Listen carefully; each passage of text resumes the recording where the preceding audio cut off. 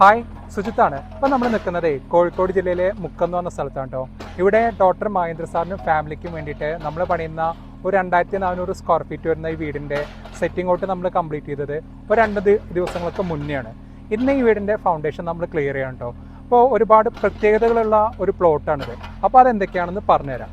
ഈ ഒരു പ്ലോട്ട് എന്ന് പറഞ്ഞാൽ 3 ലെവലായിട്ട് കിടക്കുന്ന, ഒന്ന് അപ്പർ പ്ലോട്ടും ഒരു മിഡിൽ പ്ലോട്ടും പിന്നെ ഒരു ലോവർ പ്ലോട്ടും. ഈ ലോവർ പ്ലോട്ടിൽ നമ്മുടെ വീട് ഫൗണ്ടേഷൻ്റെ കുറച്ച് ഭാഗം പോകുന്നുണ്ട് കേട്ടോ.